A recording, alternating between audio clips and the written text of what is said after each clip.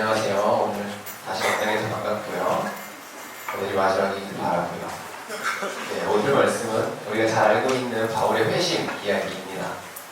원래는 제가 이게 갑자기 되는 거예요? 하다가 꺼지겠지만 우리 처음에 봤던 영상 기억나요, 여러분? 제가 처음 설교를 왔을 때 성경 이야기 이거 알죠? 그거 오늘 바울 거 볼 거예요, 여러분. 바울 거 보고 시작하겠습니다. 영상에서 봤죠, 여러분? 바울 이야기였어요. 오늘 본문의 1절에 보면 사울이 주의 제자들에 대하여 여전히 위협과 살기가 등등했다라고 나옵니다. 사울은 예수를 믿는 사람들이라면 당장이라도 잡아 죽일 것처럼 잡으러 다니던 사람이었어요. 그가 얼마나 살기가 가득하고 그리스도인들에게 위협적인 존재였는지는 바로 이어지는 1절의 마지막 부분과 2절을 통해서 우리가 알 수 있는데요.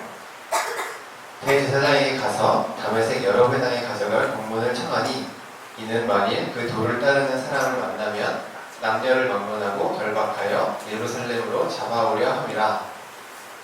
사울에게는 그리스도인들을 체포할 수 있는 권한이 있었던 거예요. 그리고 스스로 그리스도인들을 잡는 일에 나설 정도로 열심히 있었어요. 그 누구보다 열심히 그리스도인들을 박해하던 사람이 바로 사울이었어요. 사울은 다메섹으로 도망간 그리스도인들을 잡아오기 위해 대제사장에게 그리스도인을 체포할 권한을 요구합니다. 그리고 부여받게 되죠. 대제사장이 사울에게 부여한 권한은 다메섹에 있는 그 누구든지 남자든 여자든 늙은이든 어린이든 상관없이 모두 체포할 수 있는 강력한 권한을 주었어요. 이 권한을 부여받은 사울은 곧장 다메섹으로 향합니다. 여기서도 우리가 알 수 있는 것은 사울이 그리스도인들을 잡는 일에 얼마나 열심을 내었는지를 알 수 있습니다. 바로 사울이 다메섹으로 가려 했다는 거예요. 다메섹은 그리스도인들이 로마의 박해를 피해 도망간 여러 도시 중에 가까운 편에 속하는 도시예요. 그런데 여러분, 도망을 가려면 어떻게 가야 되죠? 어디로 가야 될까요? 최대한 멀리 가야 되죠. 그리스도인들은 멀리 도망하였는데 그중 그나마 제일 가까운 도시가 다메섹이었어요. 근데 지금 이 사울이 가려고 하는 이 다메섹은 예루살렘에서 무려 230km가 떨어져 있는 도시였습니다. 230km가 얼마나 먼지 가늠이 안 되죠, 여러분? 우리가 자동차를 타고 시속 80km 속도로 한 번도 쉬지 않고 느려지지 않은 채 2시간 40분에서 50분 정도 달리면 도착하는 거리예요. 여기서 1000원 정도까지 되는 거리고요. 걸어가게 되면 거의 60시간 가까이 쉬지 않고 걸어가야 도착할 수 있는 거리입니다. 그리스도인들은 박해를 피해서 이 먼 거리를 도망하는 거예요. 그리고 사울은 이 먼 거리를 굳이 자진해서 자기가 가는 것이었습니다. 이유는 단 한 가지였죠. 그리스도인들을 체포하기 위해서였습니다. 그만큼 열심히 그리스도인들을 박해하는 사람이 사울이었다는 것이에요. 사울이 가는 곳마다 교회를 탄압하고 성도들을 핍박하고 박해하는 사람이었어요. 이런 사울이 무사히 다메섹에 도착했다면 아마 수많은 성도들이 사울에게 붙잡혀 고난을 당했을 것입니다. 그리고 예루살렘으로 성환이 되었겠죠. 당시 다메섹이라는 지역에는 상당한 숫자의 유대인들이 살고 있었기 때문에 상당한 숫자의 그리스도인들이 살고 있었어요. 아까도 말했듯이 도망쳐온 사람들이죠. 그렇기 때문에 큰 피해가 있었을 것입니다.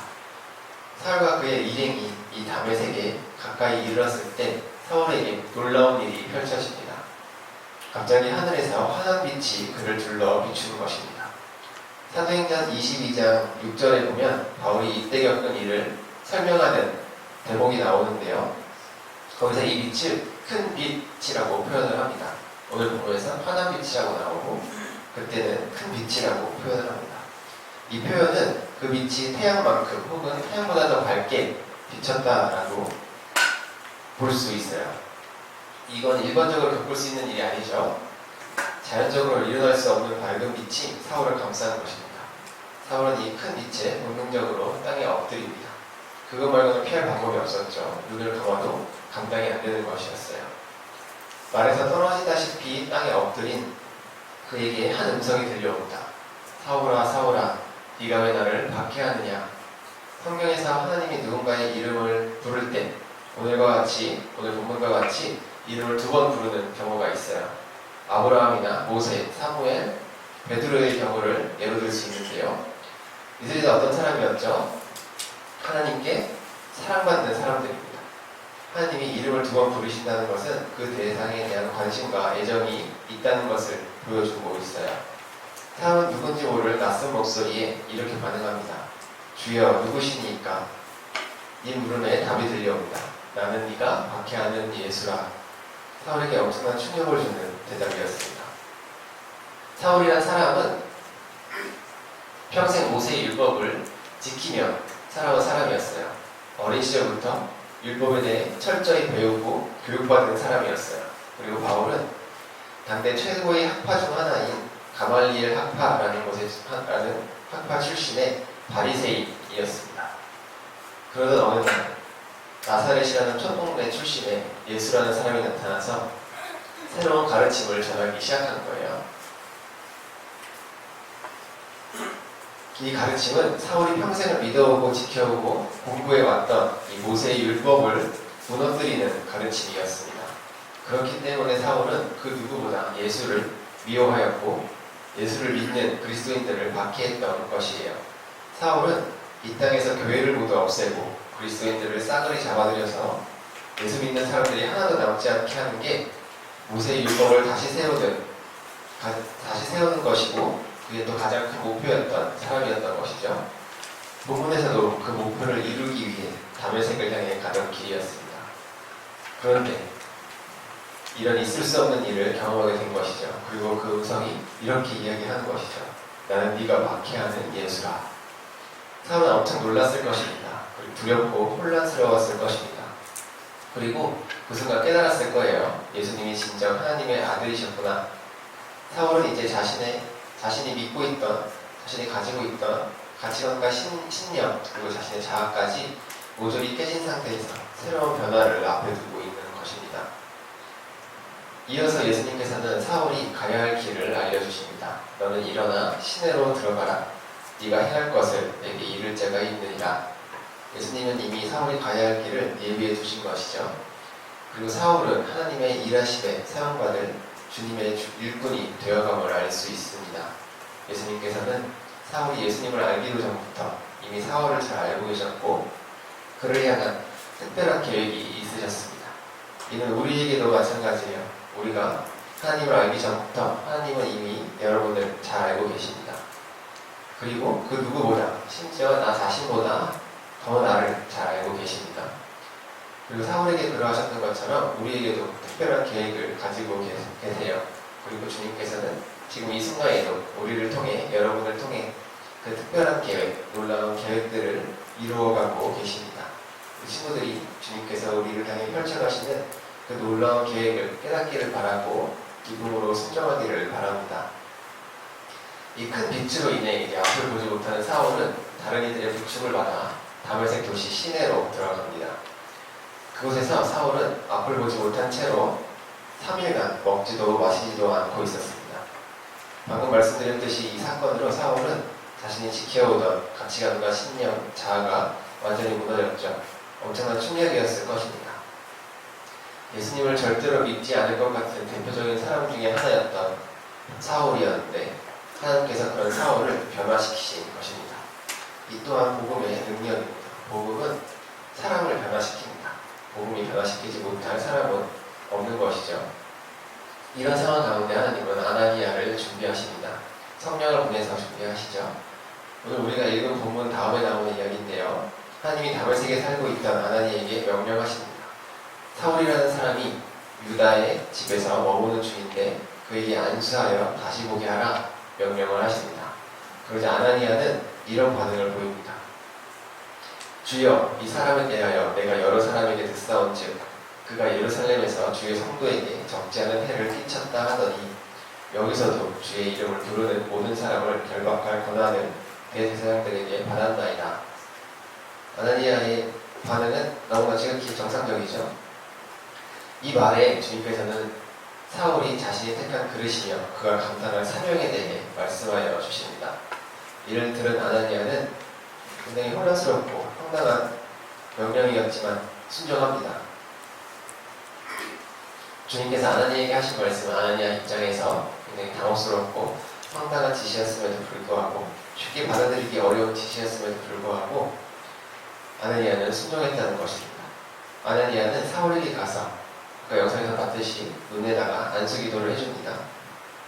형제 사울아, 주 곧 네가 오는 길에서 나타나셨던 예수께서 나를 보내어 너로 다시 보게 하시고 성령으로 충만하게 하신다 라고 기도를 합니다. 사울은 예수를 믿는 사람들을 박해하려고 체포하려 다메섹에 왔다가 오히려 예수님을 만나는 놀라운 체험을 하게 된 것입니다.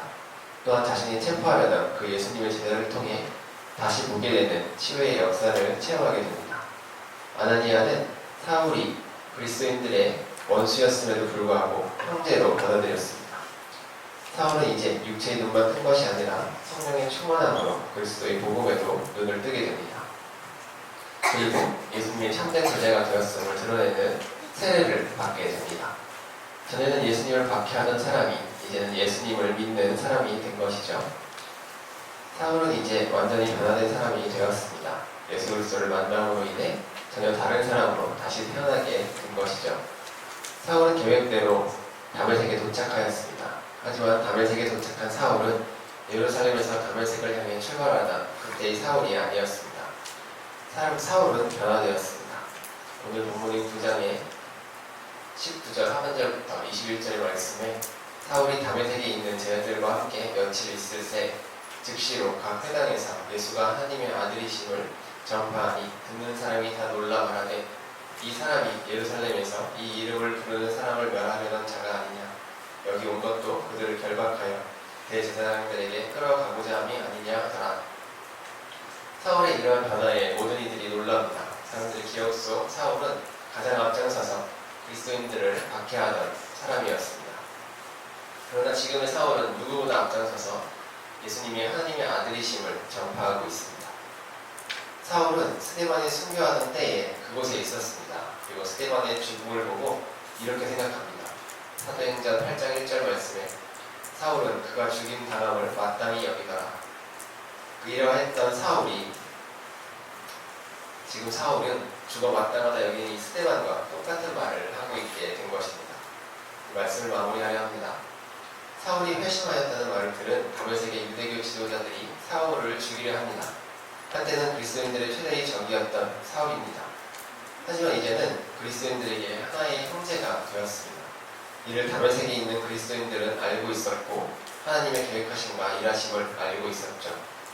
사울은 자신이 체포하고자 하였던 그 그리스도인들에 의해 살아나게 됩니다. 그리스도인들은 자신들을 박해하러 온 사울을 형제로 받아들이고 유대인들의 손에서 도망치게 도와줍니다. 우리는 여기서 또 다른 복음의 능력을 봅니다.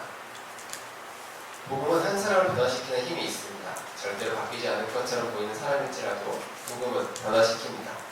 우리는 지난주에 하나님의 구원은 모든 사람을 향한 계획이라는 것을 배웠습니다. 그리스도인들이 박해하던 사울도 마찬가지로 하나님의 구원의 계획 안에 포함되어 있던 한 사람이었던 것입니다. 하나님께서는 이를 분명히 보이셨고 복음의 능력으로 사울을 완전히 변화시키십니다. 복음은 그 누구라도 변화시킬 수 있는 능력이 있습니다. 그리고 복음은 원수를 형제로 받아들이는 것을 가능하게 합니다. 사랑을 우리에게 줍니다. 예수님께서 말씀하시죠. 원수를 사랑하라. 나를 핍박하는 이들을 위해 기도하라. 이는 인간의 능력이 아닌 복음의 능력입니다. 우리는 우리의 능력으로 절대 원수를 사랑할 수가 없습니다. 복음의 능력만이 이를 가능하게 하는 것입니다. 우리는 모두 사울과 같이 변화받은 사람임을 깨닫는 여러분 되시기를 바랍니다. 그리고 그 변화가 우리로 하여금 복음을 전하게 하고 원수를 사랑하게 함을 믿으시기 바랍니다. 하나님께서 오늘 우리에게 분명히 말씀하십니다. 복음은 모두에게 열려있는 것이라고 또 구원의 기쁜 소식은 모두를 위한 소식이라고 말씀하고 계십니다. 우리 친구들에게 복음을 깨닫게 되고 마음 깊이 믿게 되므로 변화를 받는 은혜가 있기를 바라고 또 그 은혜 안에 거하며 사랑의 삶, 복음을 전하는 삶으로 나아가시는 복된 변화가 있기를 바랍니다. 기도하시겠습니다. 하나님 아버지, 오늘 사울이 바울이 되는 과정을 보았습니다. 주님께서 베푸신 놀라운 은혜가 사울을 바울이 되게 하였던 것처럼 우리 친구들에게도 그 은혜가 임하여 변화되는 삶 되게 하여 주시옵소서. 새 생명 되게 하시고 새 심령 되게 하시고 새 삶 되게 하셔서 주님을 전하고 사랑을 전하고 온수를 살아갈 수 있는 큰 사랑을 베푸는 아이들을 되게 하여 주시옵소서.